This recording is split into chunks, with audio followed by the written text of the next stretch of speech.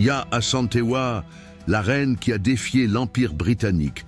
Dans un monde dominé par les empires coloniaux, une femme s'est levée pour dire non.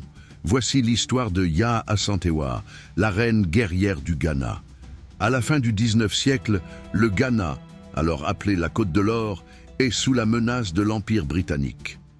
Les colons veulent s'emparer du symbole sacré du pouvoir du peuple Ashanti, le trône d'or, un objet sacré qui représente l'âme et l'unité du peuple. Les chefs sont divisés, beaucoup hésitent par peur de la puissance militaire anglaise.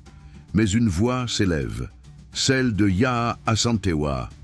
Elle n'est pas une reine ordinaire, elle est la reine mère des Jisou, respectée pour son courage, sa sagesse et son autorité.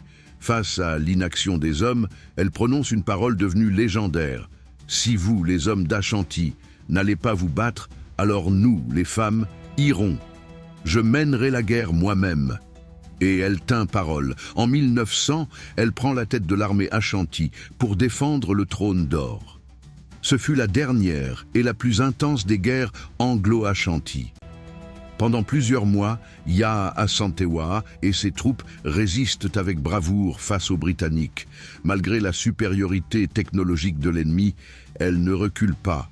Son nom devient un cri de ralliement, un symbole de résistance. Mais l'histoire est rude. Elle finit par être capturée et envoyée en exil aux Seychelles, où elle mourra en 1921. Pourtant, son combat n'a pas été vain. Son courage a marqué la mémoire collective de son peuple et inspiré les mouvements d'indépendance à venir. Aujourd'hui, Yaa Asantewaa est reconnue comme l'une des plus grandes héroïnes africaines de l'histoire. Une femme de feu, une stratège, une reine qui a défié l'Empire britannique à une époque où personne n'osait. Elle n'a peut-être pas gagné la guerre, mais elle a gagné l'éternité. Et n'oublie pas, abonne-toi pour découvrir l'histoire cachée de ceux qui ont voulu changer le monde.